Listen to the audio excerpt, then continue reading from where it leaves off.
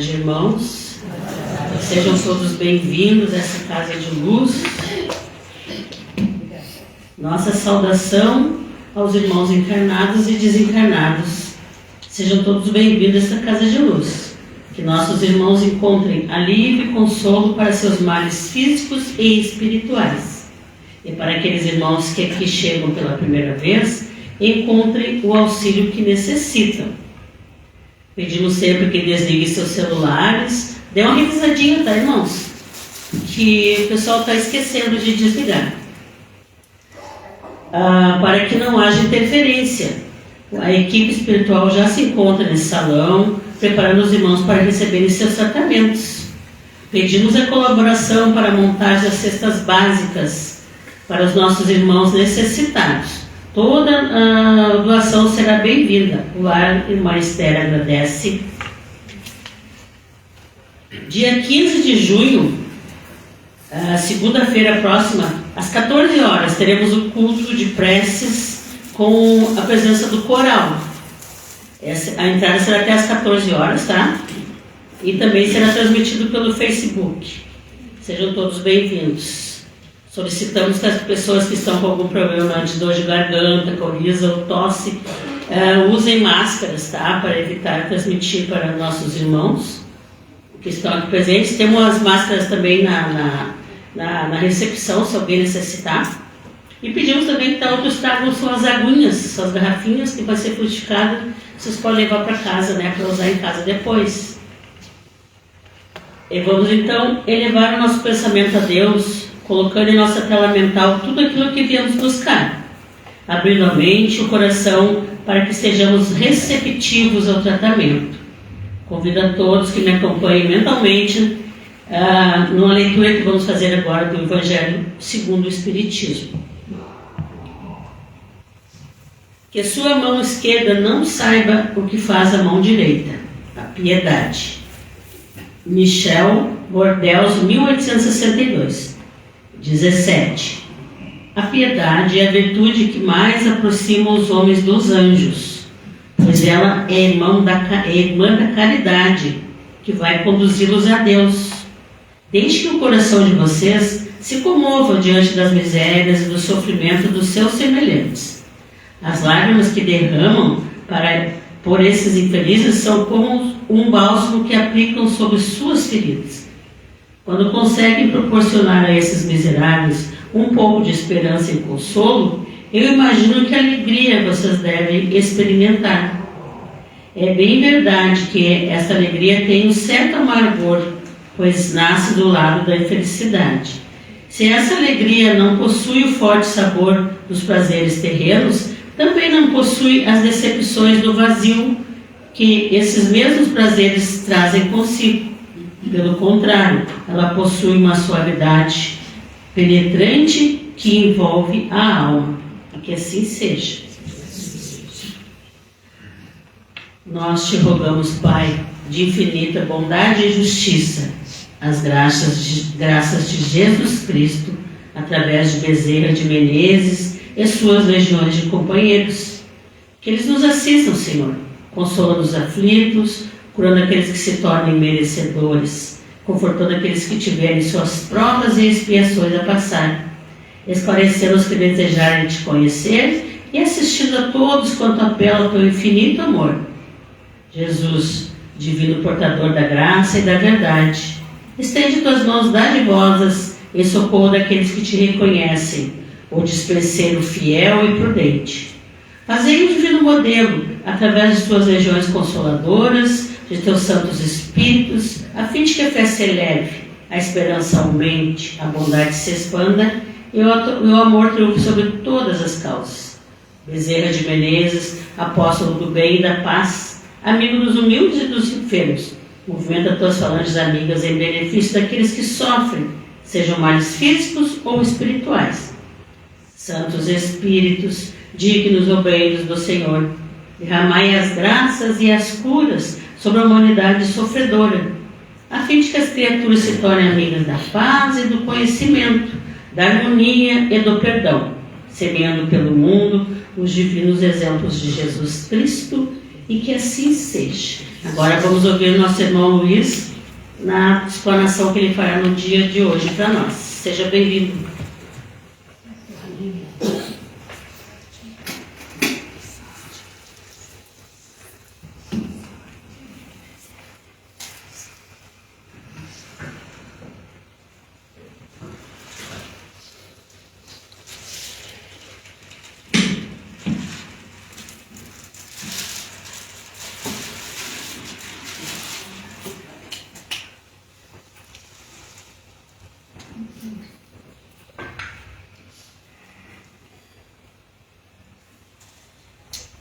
Queridos irmãos encarnados e desencarnados, boa tarde. Boa tarde. É muito bom estarmos de volta na nossa casa abençoada, nessa tarde de quinta-feira, o nosso querido lar, Irmã Esther. Que possamos abrir os nossos corações e a nossa inteligência, a fim de que os benfeitores espirituais consigam fazer conosco aquilo que diz a música de Zaqueu: faz um milagre em mim. Quantas vezes, numa atitude inusitada de nossa parte, ou de alguém próximo de nós, uma mudança de atitude surpreendente, a gente diz assim: que milagre! Pois a vida, meus irmãos, é feita de pequenos, grandes milagres. Mudança de rumos, mudança de atitude pode representar um milagre. E a maioria dos milagres, eles acontecem de maneira invisível, imperceptível a olho nu, tipo os rios voadores da Amazônia. Grande quantidade de chuva que cai sobre as nossas cabeças aqui no sul vem da Amazônia. E como que essa chuva ou esse rio é gerado ou formado na Amazônia? Através da evaporação da floresta. A Amazônia tem um clima específico e diferenciado de tudo que existe de clima no planeta Terra. E, portanto, a chuva que aqui cai para baixo, na Amazônia cai para cima. E é um milagre, milagre da natureza. Aliás, a natureza é uma grande mestra, professora de todos nós. E quando a gente presta atenção na natureza, a gente se acalma, se consola e baixa a ansiedade. Da mesma forma que quando a gente presta atenção na natureza e copia e imita a natureza, a gente acerta, porque a natureza não erra, jamais, não erra. E o que é a natureza? A natureza, meus irmãos, é exatamente a presença de Deus no universo. E se tem a presença de Deus, tem as leis divinas, perfeitas de Deus, agindo em tudo. E às vezes nós nos precipitamos com as coisas que acontecem na nossa vida. E se a gente observar, por exemplo, as estações do ano, concomitante com o tipo de frutas, flores, folhas, estabelecidas de acordo com cada estação do ano, a gente vai ver a perfeição da natureza. Porque a gente já pode até brincar com a fala que diz assim, antes da hora, não é hora. Depois da hora, não é mais hora. Então a gente precisa identificar a hora certa de fazer o que precisa ser feito.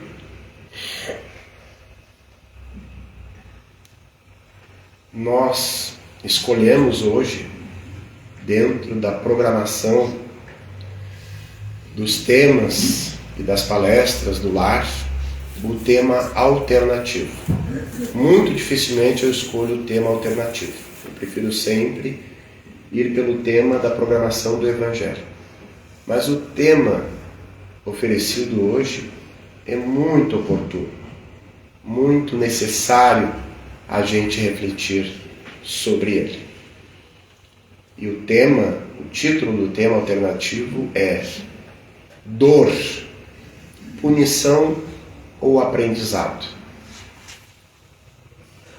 Então vamos pensar que uma criança coloca a mão na chapa do fogão a lenha nesses tempos de inverno em que a gente recorre mais ao fogão a lenha e o fogão está bombando de lenha lá, está naquele ponto ideal para cozinhar os alimentos e esquentar a casa.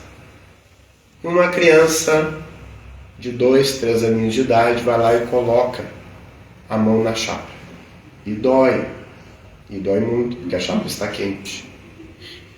O que significa aquela dor, daquela queimadura da criança? Aprendizado. Por que aprendizado? Porque a criança não sabe, não conhece, não tem a experiência, tem a ingenuidade. E talvez ela atravesse toda a sua existência e nunca mais coloque a mão na chapa de um fogão que está quente ou está acionado ali com lenha, vamos dizer assim. Então esse é um típico caso em que a dor é aprendizado. Quando uma pessoa pega o automóvel, um adulto pega o automóvel com carteira ou sem carteira de motorista, e ele se emociona e extrapola na velocidade permitida e se expõe ao risco de um acidente, e de fato se acidenta e fica todo quebrado, e aí ele tem muita dor em consequência daquele acidente. O acidente foi consequência da sua inconsequência e vai doer. Que dor é essa? Punição. Então a gente já começa estudando e refletindo pedagogicamente a diferença quando a dor é punição e quando a dor é aprendizado. Então, quando a gente não sabe, quando a gente não tem a responsabilidade sobre aquilo que nos acontece na vida, a dor é um aprendizado.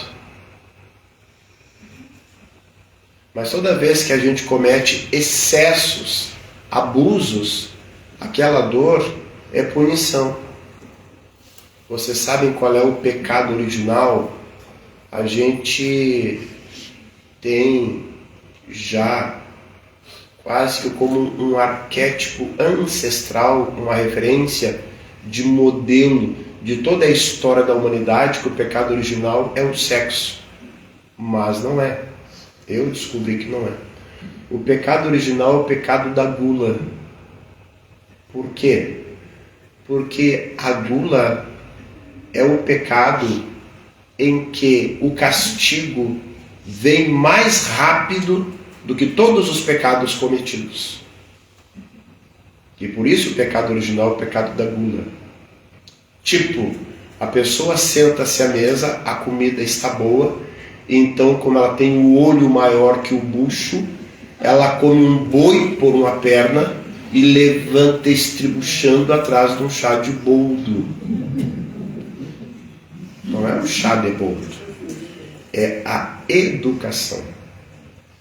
Se a gente quiser falar de uma maneira bonita, como se chama uma pessoa assim? Se chama glutão.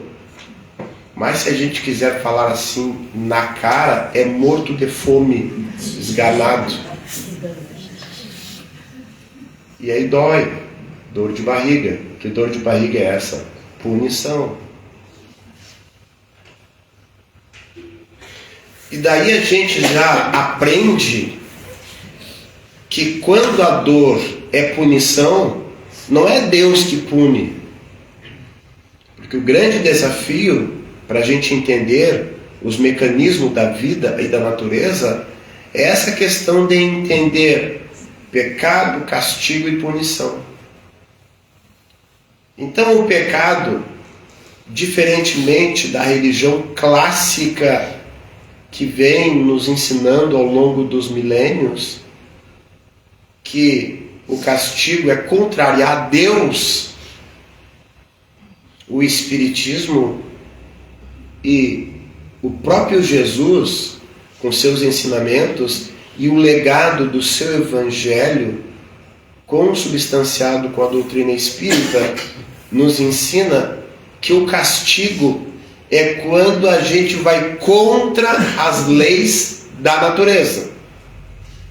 Quem estabelece as leis da natureza é Deus. Mas Deus não se preocupa em ficar fiscalizando, observando quem cumpre ou quem descumpre as leis que Ele criou. Porque sendo as suas leis perfeitas, elas se auto-aplicam sozinhas. Não precisa ninguém aplicar. Não precisa policial, não precisa o juiz, nem o delegado. As leis divinas, as leis morais, as leis da natureza, as leis de Deus, elas se aplicam ao natural. E quando a gente vai contra, descumpre essas leis, logo vem os efeitos do descumprimento da lei, que é a consequência, que é o prejuízo, que é a consciência pesada, que é a culpa, que é a dor. É a consequência, é o resultado. E na sequência da consequência vem o castigo. Mas veja que não é uma pessoa que está fiscalizando e vai lá e nos pune. Não, para a humanidade civilizada do século XXI, que já consegue pensar, concatenar ideias, sentimentos, emoções, lógica do mundo.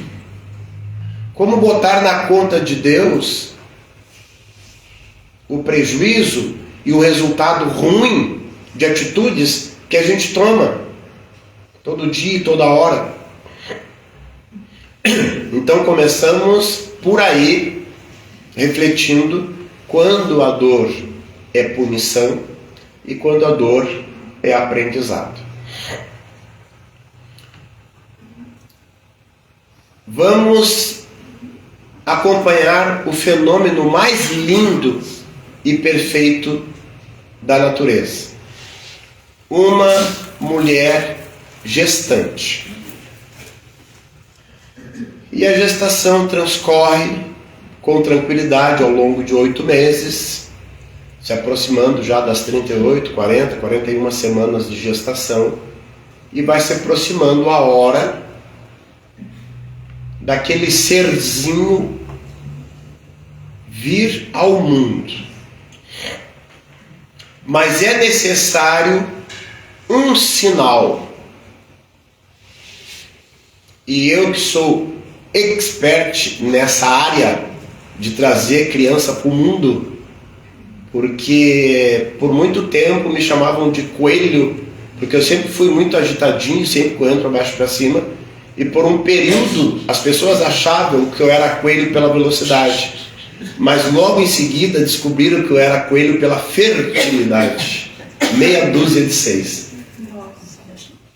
Nossa, que bênção, criatura. Viu como as pessoas, cada uma vê a vida de um jeito?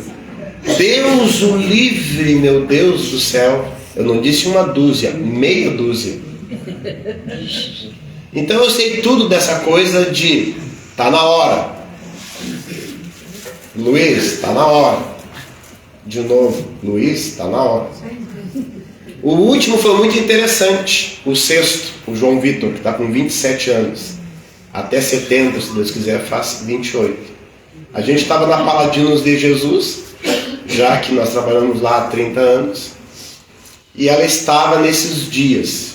Na época que na Paladinos tinha palestra e passe na terça-feira à tarde, às 15 horas. E depois que terminou a palestra, que foi eu que fiz a palestra, ela estava sentadinha assim, na primeira cadeira, barriguda, e eu saí, do que assim seja, eu fui me dirigir para a sala de passe, e ela disse assim, tu vai trabalhar no passe? Eu disse, sim. Ela disse, trabalhar no passe, quando tu voltar, já nasceu o piá aqui na Paladinos. Eu disse, não, então eu não vou trabalhar no passe. Levei ela para o Hospital Livramento, ainda do nosso abençoado e saudoso Hospital Livramento. É o único filho nosso que nasceu no Livramento. E aí o João Vitor nasceu. Mas então, uma gestação que chega no seu final, essa mulher, essa gestante, ela precisa de um sinal da natureza que está se aproximando o momento. Que sinal é esse? Dor. É a dor. Vejam como a natureza é sábia. O fenômeno mais importante, mais lindo, mais fantástico é o nascimento de uma pessoa. E graças a esse fenômeno, todos nós estamos aqui. E que sinal é esse que indica que está na hora de vir ao mundo um novo ser? A dor. E começa a dor. Então, essa gestante faz um movimento, assessorada, amparada por uma parteira, por um familiar, por uma equipe hospitalar, de obstetra, enfermeiro, e vai fazer esse processo.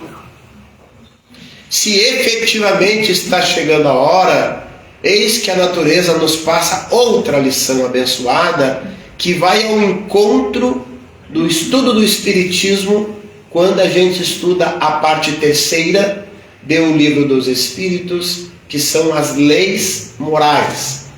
Aplica-se aí a lei de trabalho, porque aí a mulher entra em trabalho de parto. Então, para vir o mundo precisa da dor e logo na sequência precisa do trabalho. E por aí a gente já vai entendendo que tanto a dor como o trabalho vai nos acompanhar até o fim da vida. Porque são leis da natureza, a dor e o trabalho. Mas olha que coisa interessante, na medida que mais se aproxima a grande hora, a hora D, mais dói.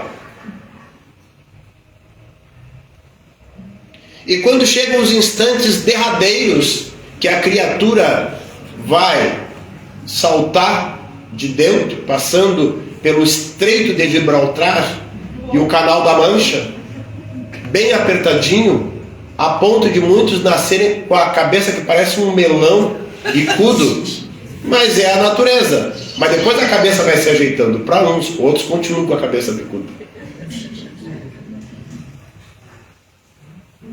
Aí a mulher, mais do que dor, ela entra em estado de sofrimento. Veja que coisa interessante. O fenômeno é lindo, é maravilhoso, é lei natural, mas tem muita dor e muito sofrimento. E mergulhada nesse sofrimento, essa mulher tem o seu rosto banhado em lágrimas. Que lágrimas são essas? Lágrimas de dor e sofrimento. A pergunta que não quer calar é a seguinte: será possível sofrer e ser feliz? Ora, pela lógica, não. É óbvio que não. Como ser feliz com dor e sofrimento? Mas eis que a criatura bota não as asinhas de fora, mas a cabeça de fora. E vem chegando e vem saindo. E essa mãe está nessa condição de dor e sofrimento e lágrimas. Até que aquele que a ampara, consegue colher o fruto da vida, um novo ser, de dentro da mulher, e esta criança necessariamente tem que chorar. Resultado da grande dor nos pulmões que essa criança, esse recém-nascido vai sofrer em consequência das duas bexiguinhas, que são os pulmões, que até então estavam fechados, e vão receber com o ar do mundo a primeira golfada de oxigênio e de ar, e esse ato da primeira respiração é o maior responsável pela dor que faz a criança chorar. E quando a criança chora, essa mãe aumenta as lágrimas no seu rosto. E aí vem outra pergunta: que lágrimas são estas agora que essa mulher derrama? É certo que são lágrimas de alegria e de felicidade. Mas aí eu, Luiz, que adoro provocar, pergunto e questiono: quem seria capaz de separar no rosto dessa parturiente as lágrimas misturadas, que são de dor, de sofrimento, de alegria e de felicidade? Quem? Ninguém. Não tem como separar essas lágrimas. A mistura dessas lágrimas é uma mistura homogênea. E se não dá para separar essas lágrimas, então podemos afirmar que sim, é possível sofrer e ser feliz.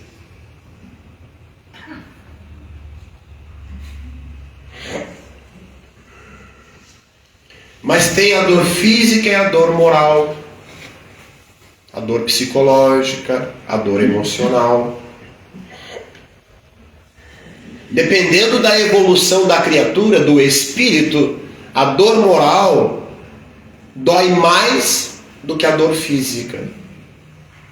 E quanto mais atrasado nós somos, a dor física dói mais do que a dor moral. E uma suplanta a outra. Se a dor física é maior, suplanta, engole, quase que anula a dor psíquica, moral, emocional, devido à intensidade da dor física. Mas se a dor moral, a dor psicológica, a dor emocional, ela for maior, ela suplanta, engole a outra dor física. Exemplo: os jovens adolescentes que costumam cortar os pulsos e fazer aquele processo, que me faltou o termo agora, de ficar se cortando, esses jovens adolescentes, dificilmente adulto, mas acontece com adulto também, eles têm uma dor moral, uma dor psicológica muito intensa, profunda e crucial, que eles não dão conta. E aqueles que conseguem escapar do suicídio, quando chega nesse nível da dor, então eles apelam para esse processo de fazer o corpo sangrar. E quando faz o corpo sangrar, eles desviam a dor que é psicológica para a dor física, que por algum tempo suplanta a dor da alma, o sofrimento psicológico, o sofrimento emocional. Então também é importante analisar esta dor como aprendizado ou punição. Mas também o Evangelho segundo o Espiritismo nos encaminha para um entendimento muito especial no capítulo 5, Bem-aventurados os aflitos, que não por acaso é o maior capítulo entre os 28 capítulos do Evangelho. O maior capítulo de todos é o capítulo 5, Bem-aventurados os aflitos. E por que Kardec deu essa ênfase, esse investimento, e ampliou os estudos em torno desse capítulo 5? é porque nós estamos num mundo de expiações e provas. E apesar das alegrias e dos bons momentos, aqui a gente vai passar muitos perrengues. E no item 18 do capítulo 5, Bem-aventurados dos aflitos, tem como título o item 18, o bem e o mal sofrer. Então, na medida que a criatura ela faz tempestade num copo d'água, na medida em que ela faz escândalo diante de um sofrimento ou de uma dor natural, aquela dor que poderia ser aprendizado, ela acaba se tornando uma dor punição.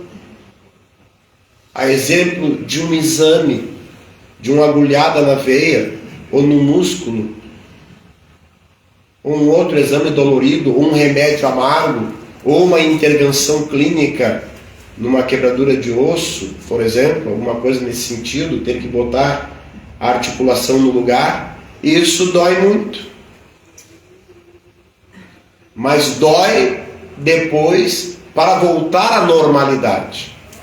Então a dor, ela tem um processo pedagógico de nos colocar para pensar, para refletir, para a gente voltar para o centro, para a gente mudar de atitude. E depende de como a gente encara.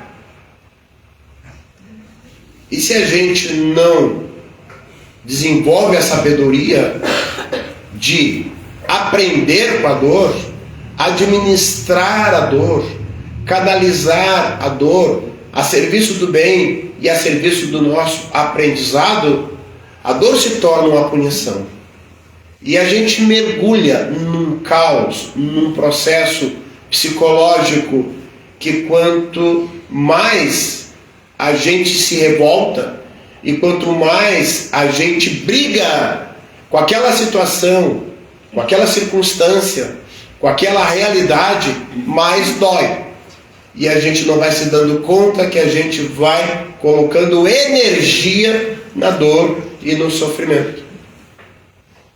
Então é necessário crescer, se desenvolver, amadurecer, para que a dor sempre nos traga uma mensagem. O próprio ditado já diz: a dor ensina a gemer. É uma metáfora, é um símbolo de que, às vezes, a gente não aprende pelo amor, a gente desperdiça a oportunidade, a gente não presta atenção na vida e acaba botando a mão na chapa do fogão quente toda hora e todo momento e fica sempre se queimando. Que possamos refletir profundamente sobre essas reflexões e transformar a dor e o sofrimento da natureza do mundo em aprendizado e crescimento. Rapidamente, com autorização da direção da casa, eu quero convidá-los para um chá beneficente na Paladinos de Jesus, a casa que eu trabalho no bairro Fátima. Vai ser no dia 20, às 15 horas. O valor do ingresso é R$20. E esse chá é alusivo ao aniversário da casa. Todos os anos a gente faz. E a casa completou em março, a Paladinos, 87 anos. Pessoal interessado pode entrar na página do Facebook Paladinos de Jesus ou perguntar para alguém no Lar Magistério o meu contato. Entre em contato comigo e eu levo o ingresso em mãos. Que Jesus nos abençoe. Muita paz.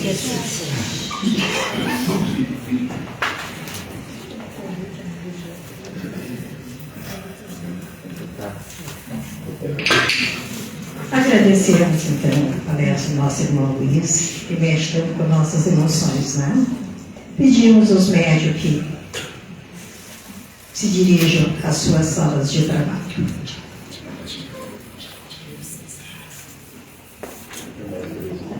Obrigada.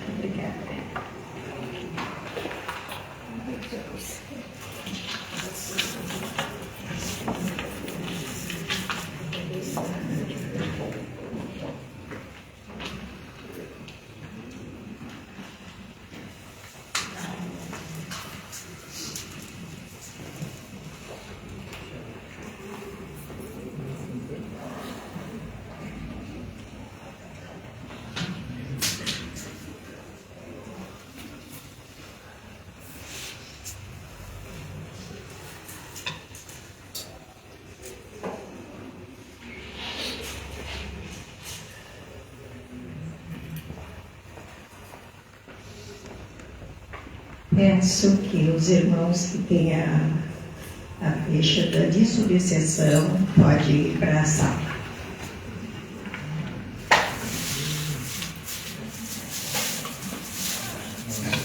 Pode sair pela porta, filho do som.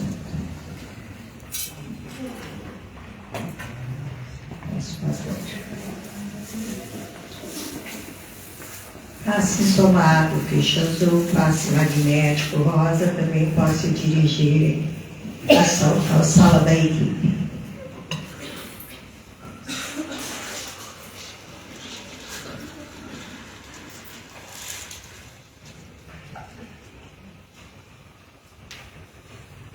Quem tem a ficha vermelha do atendimento fraterno também pode se dirigir à sala da equipe.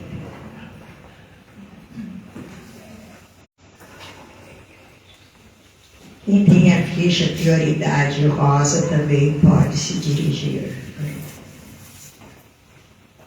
Os demais ficam sentadinhos, nos seus lugares, para nós recebermos o passe coletivo. Por favor.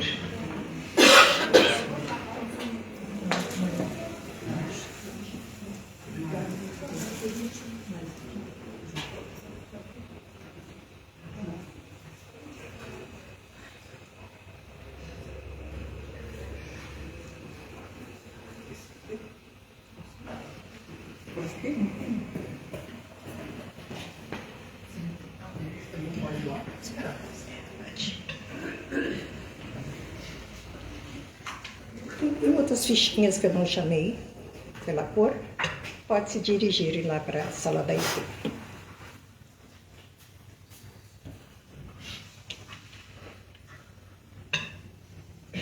Demais, vamos elevar nosso pensamento a Deus. Não, o microfone não está ligado. Estão me ouvindo? Vamos elevar nosso pensamento a Deus, a Jesus, ao que nós viemos buscar aqui hoje à tarde. Que desde que nós entramos lá na porta, a gente já está recebendo a chuveirada de espiritualidade. E sabe, o plano espiritual sabe o que nós estamos necessitando. A prece de Cáritas, vamos receber nosso passe. Deus, nosso Pai, que sois todo poder e bondade, dai força àquele que passa pela provação, dai luz àquele que procura a verdade, pondo no coração do homem a compaixão e a caridade. Deus, dai ao viajor a estrela guia, ao aflito a consolação, ao doente o repouso. Pai, dai ao culpado o arrependimento, ao espírito a verdade, ao guia o órfão, ao guia criança e ao órfão pai. Senhor, que a vossa bondade se estenda sobre tudo o que criastes. Piedade, Senhor, para aquele que vós não conhece. Esperança para aqueles que sofrem. Que a vossa bondade permita aos espíritos consoladores derramarem por toda a parte a paz, a esperança e a fé. Deus, um raio de luz, uma faísca do vosso amor pode abrasar a terra.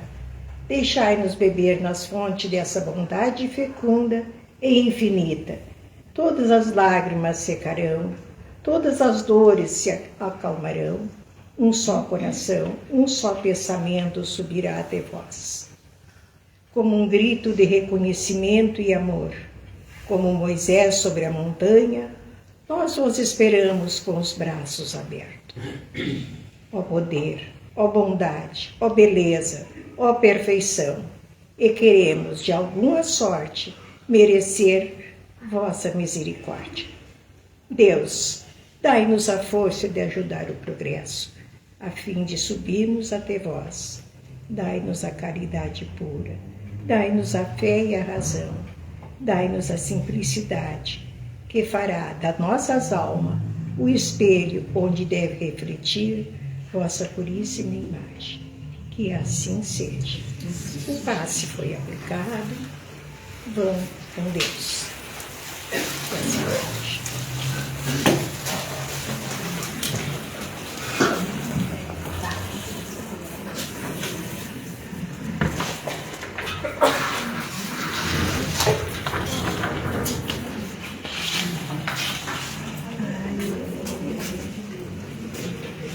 A ficha verde lá embaixo.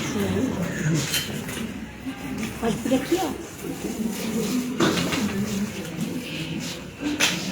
Gente, isso é uma coisa, a gente não pode no horário. Mas em cada vez,